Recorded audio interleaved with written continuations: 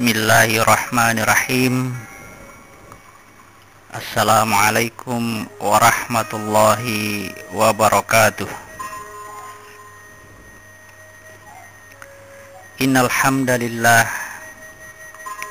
nahmaduhu wa nasta'inuhu wa nastaghfiruh wa na'udzu billahi min syururi anfusina wa min sayyiati a'malina. May yahdihillahu fala mudhillalah wa may yudlil fala hadiyalah. Asyhadu an la ilaha illallah wahdahu la syarikalah wa asyhadu anna Muhammadan abduhu wa rasuluh la nabiyya ba'dah. Segala puji kita panjatkan kepada Allah Subhanahu wa taala yang telah memberikan kesempatan kepada kita sekalian untuk bersilaturahmi, sekaligus untuk memperkenalkan kajian ini yang saya beri nama menuntut ilmu, mengejar hikmah.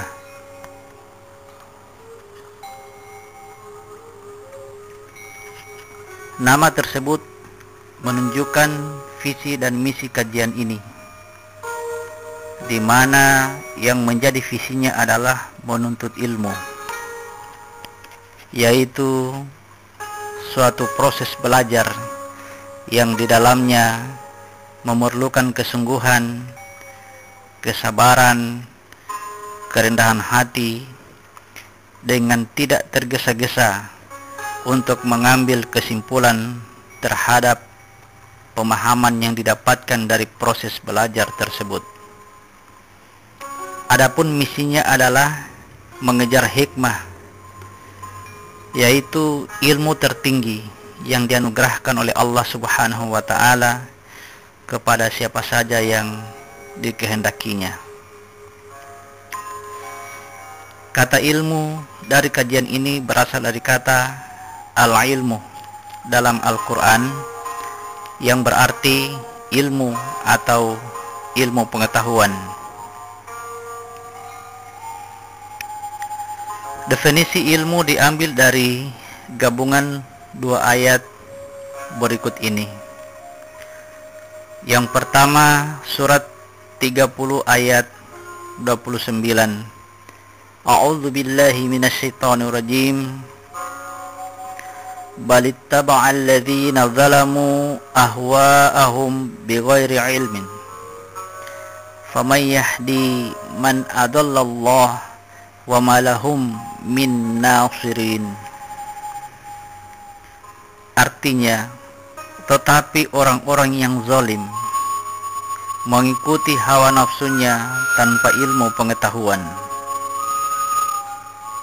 maka siapakah yang akan menunjuki orang yang telah disesatkan Allah, dan tiadalah bagi mereka seorang penolong pun.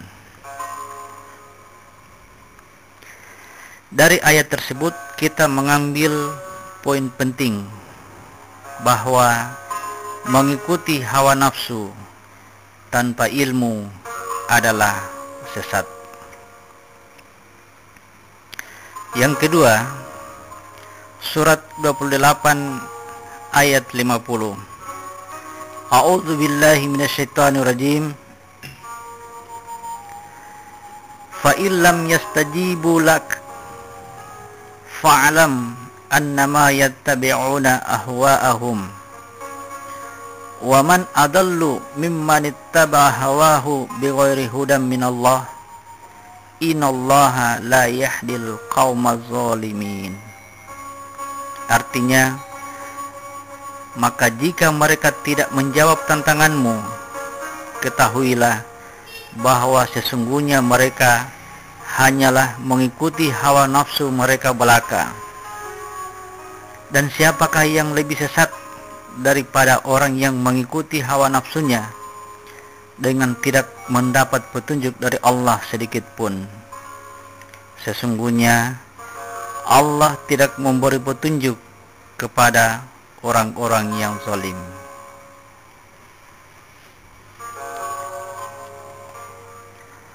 Poin yang dapat diambil dari ayat ini adalah bahwa mengikuti hawa nafsu tanpa petunjuk dari Allah adalah sesat.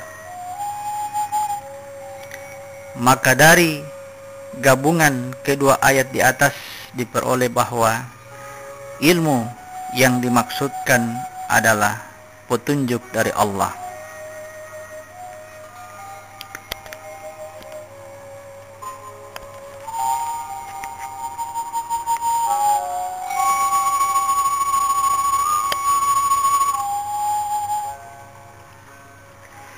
Selanjutnya, petunjuk dari Allah berdasarkan cara penerimaannya ada dua macam.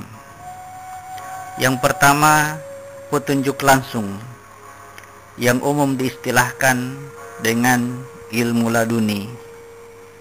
Yang kedua, petunjuk tidak langsung berupa ayat-ayat atau tanda-tanda dari Allah kepada manusia.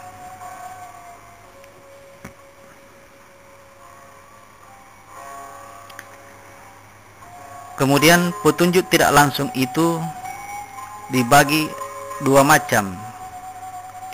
Yang pertama, ayat-ayat nyata,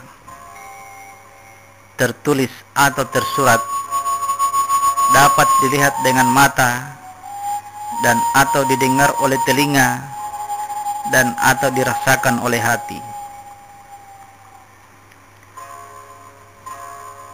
Surat 7 ayat 179.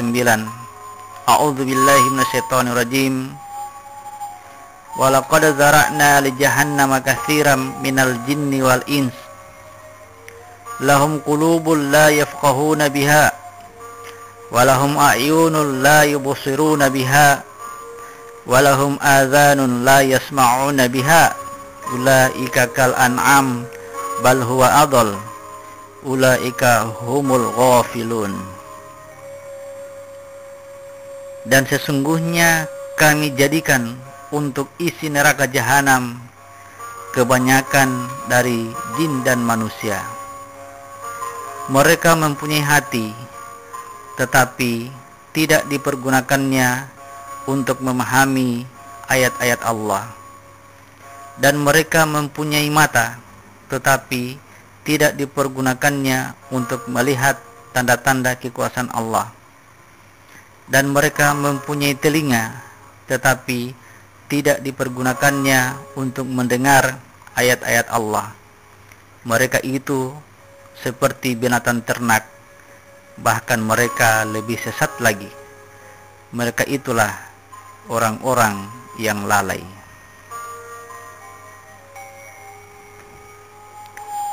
Yang kedua, ayat tidak nyata.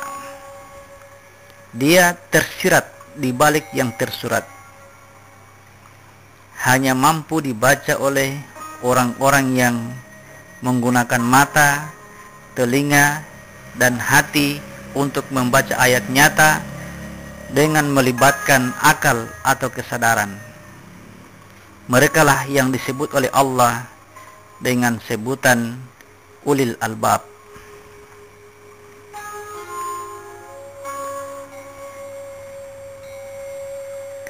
Ayat tidak nyata inilah selanjutnya disebut hikmah, sedangkan ayat nyata disebut kitab.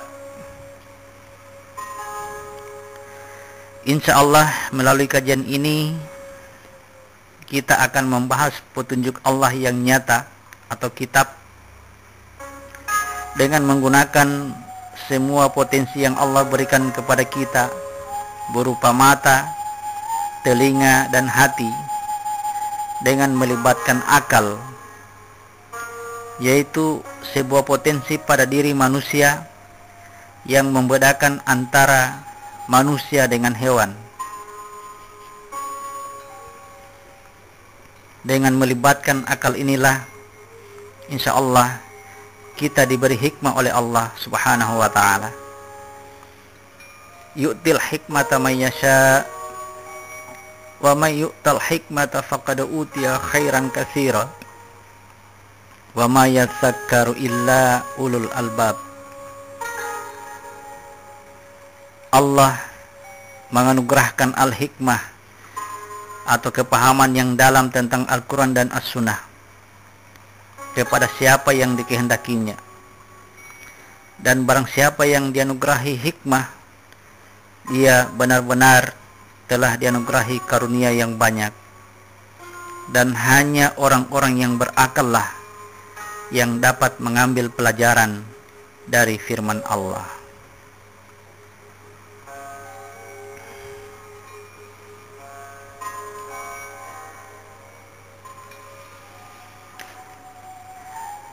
Adapun kitab atau petunjuk dari Allah yang dimaksud adalah Al-Quran, atau disebut juga dengan Alkitab, sesuai ayat berikut surat 2 ayat 2. A'udzubillahi minasyaitonirrajim. Dzalikal kitabu la raiba fihi hudal lil muttaqin. Kitab Al-Quran itu tidak ada keraguan padanya, petunjuk bagi mereka yang bertakwa.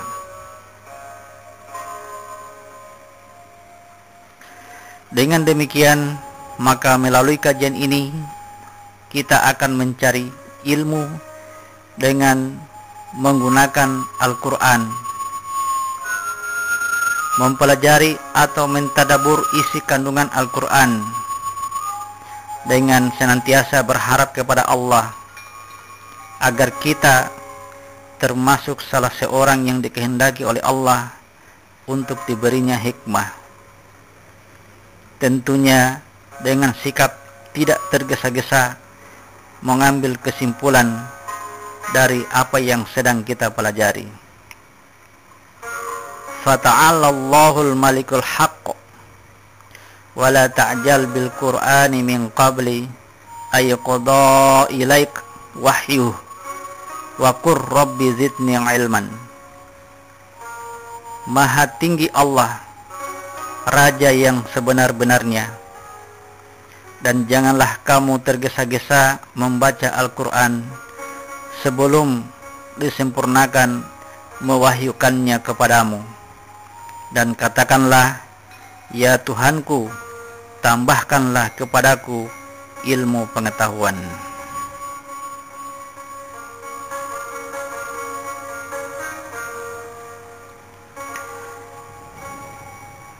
Untuk itu, marilah kita senantiasa merendahkan hati kita, memposisikan diri kita pada posisi yang terendah, yaitu zalim dan bodoh,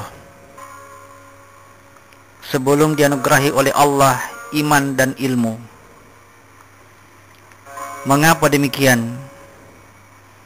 Oleh karena jika kita merasa telah beriman, maka boleh jadi Allah tidak akan memberi kita nikmat iman, dan tanpa sadar kita sebenarnya adalah termasuk orang yang zalim. Demikian pula jika kita merasa telah berilmu, maka boleh jadi Allah tidak akan memberi kita ilmunya, sehingga dengan demikian kita akan tetap berada dalam kebodohan kita tanpa sedikit pun menyadarinya. Itulah yang pertama-tama kita lakukan, menempatkan diri kita pada tempat terendah, lalu bermohon keselamatan kepada Allah. Sesungguhnya Allah tidak akan merubah keadaan kita dari tempat terendah tersebut jika kita sendiri tidak berusaha merubah keadaan kita menuju jalan keselamatan. Keadaan manusia pada tempat atau makam tertinggi adalah ketika manusia berada dalam kemuliaan di sisi Tuhannya, sedangkan tempat yang serendah-rendahnya adalah ketika manusia telah menerima amanah dari Allah, maka dia berada dalam keadaan zalim dan bodoh.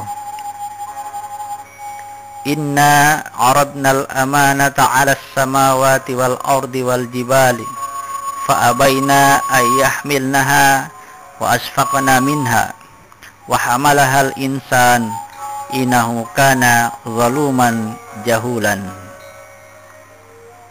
Sesungguhnya kami telah mengemukakan amanah kepada langit, bumi, dan gunung-gunung, maka semuanya enggan untuk memikul amanah itu, dan mereka khawatir akan mengkhianatinya. Maka dipikullah amanat itu oleh manusia. Sesungguhnya manusia itu amat zalim dan amat bodoh. Disinilah kita memposisikan diri kita sebelum kita benar-benar yakin bahwa kita telah menerima petunjuk dari Allah untuk keluar dari tempat terendah tersebut. Yang dapat mengangkat manusia dari makam terendah adalah iman dan amal soleh. Dengan iman dan amal soleh, manusia bisa dikembalikan lagi dalam keadaannya yang semula di tempat kemuliaan.